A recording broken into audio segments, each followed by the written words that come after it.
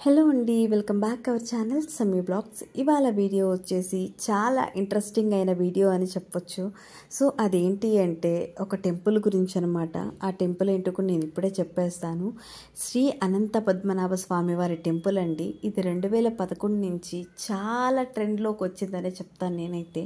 So అది ఎక్కడంటే దానికంటే ముందు మన ప్రపంచంలో అత్యంత రహస్యమైన టెంపుల్లో టాప్ 5లో ఉంది ఈ అనంత పద్మనాభ స్వామి వారి టెంపుల్. మన భారతదేశంలో ఎన్నో దైవ క్షేత్రాలు ఉన్నాయి, శక్తి పీఠాలు ఉన్నాయి, జ్యోతిలింగాలు ఉన్నాయి, వైష్ణవ క్షేత్రాలు ఉన్నాయి. ఇలా చెప్పుకుంటూ పోతే చాలానే ఉన్నాయి. వాటిల్లో శ్రీ అనంత పద్మనాభ స్వామి వారి టెంపుల్ టాప్ 5లో ఉందని చెప్తాను నేనైతే. మన శాస్త్రవేత్తలకు సైతం అంతుచిక్కని విశేషమైన ఆలయం అనుకోవచ్చు ఈ అనంత పద్మనాభ స్వామి వారి ఆలయం. ఇక్కడ ఎంతో వెలకట్టలేని బంగారు ఉందని అంటారు. సో అది ఎక్కడుందంటే కేరళలోని తిరువనంతపురంలో అయితే ఉంది ఈ టెంపుల్. సో వీటిలో ఈ టెంపుల్ గురించి ఎందుకు ఇంత విశేషంగా చెప్తున్నాను అంటే ఆ టెంపుల్లో 6 గదులైతే ఉన్నాయి. సో ఆ 6 గదులకి నాగబంధం ఉందని రకరకాలుగా చెప్పుకుంటూ ఉంటారు. కానీ దొంగలకు కూడా దొరకని బంగారం మిస్టరీస్ చాలానే ఉన్నాయి ఈ టెంపుల్లో. ఈ టెంపుల్లో కాదు, ఆ గదుల్లో. ఆ గదులు ఏంటి అంటే మన ప్రభుత్వం కూడా వీటిలో కొన్ని అయితే ఓపెన్ చేసింది. సో వాటిల్లో ఉన్న బంగారం లెక్క పెట్టడానికి మన ప్రభుత్వానికి 3 సంవత్సరాలు పట్టింది. సో అంత వెలకట్టలేని బంగారు ఉంది. ఇదంతా ఒక ఎత్తు అయితే చివరి 6వ గదైతే అస్సలు ఓపెన్ కావట్లేదు.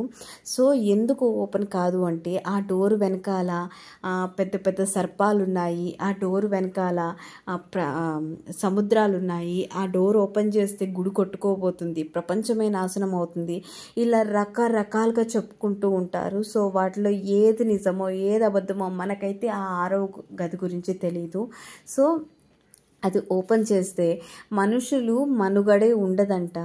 ఎంతమంది ఒకానొక టైంలో అక్కడ చెవు పెట్టి వింటే సముద్రాలు సౌండ్ వినిపించేదంట, అలల సౌండ్ వినిపించింది. సో అని కొంతమంది చెప్పుకుంటుంటే వెలకట్టలేని బంగారు 5 లక్షల కోట్లకు బంగారు ఉంది. సో అందుకని దానికి సముద్రాలు ఉన్నాయి, అలా ఉంది ఇలా ఉంది అని చెప్తారు అని అనుకుంటారు. సో అక్కడి ప్రభుత్వము ఆ గదికి జెట్ సెక్యూరిటీ అనేది ఏర్పాటు చేసిందనే చెప్పొచ్చు. ఇదంతా పక్కన పెడితే మన జ్యోతిష్యులు ఏమంటారు అంటే ఆ గదికి నాగబంధం ఉంది అని అంటారు. సో ఆ నాగబంధం వల్ల ఆ డోర్ ఓపెన్ అవ్వదు అని అంటారు. అంతా బాగా తెలిసిన వాళ్ళు ఆ నాగబంధంకి గరుడ పురాణం కానీ గరుడ దాంట్లో ఉన్నది కానీ ఏదైనా చదివితే ఓపెన్ అవుతుంది అని అంటారు.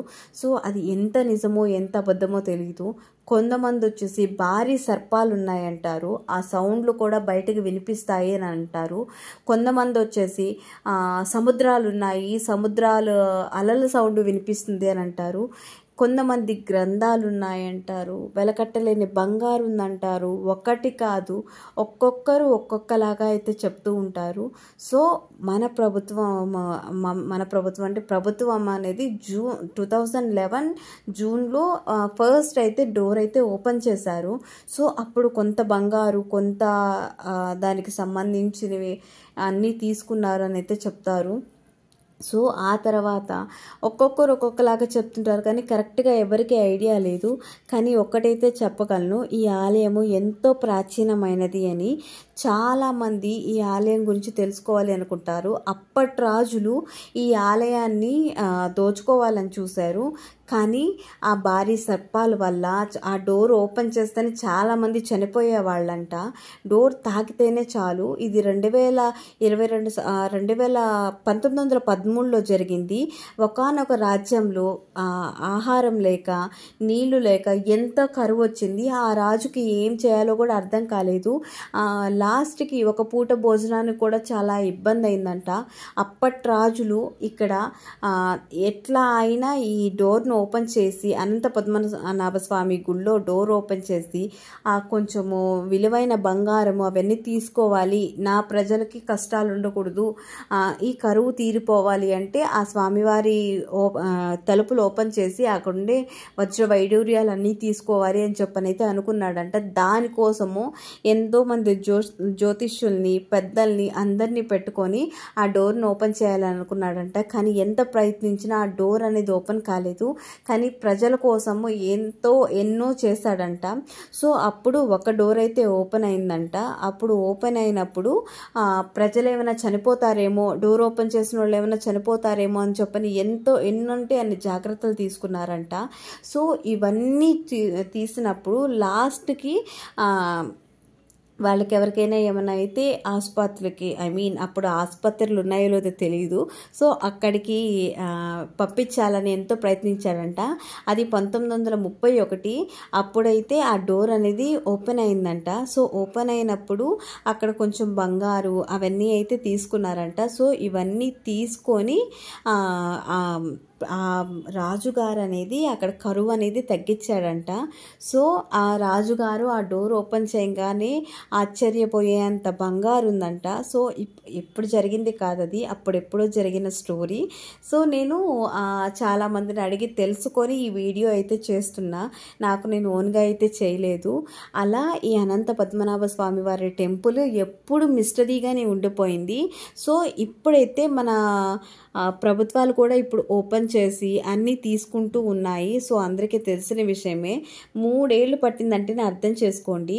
మరోసారి 2018లో మరో 6వ డోరు తెరవడానికి ప్రయత్నించారంట. అప్పుడు ఈ 2018 అంటే మన అందరికీ తెలిసిందే. అప్పుడు కేరళలో వరదలు ముంచెత్తాయంట. అది అన్నమాట ఈ స్టోరీ. ఇదండి ఇవాల్టి వీడియో. నచ్చిందా? ఖచ్చితంగా మీకు నచ్చే ఉంటుంది. సబ్స్క్రైబ్ చేసుకోండి, నన్ను సపోర్ట్ చేయండి.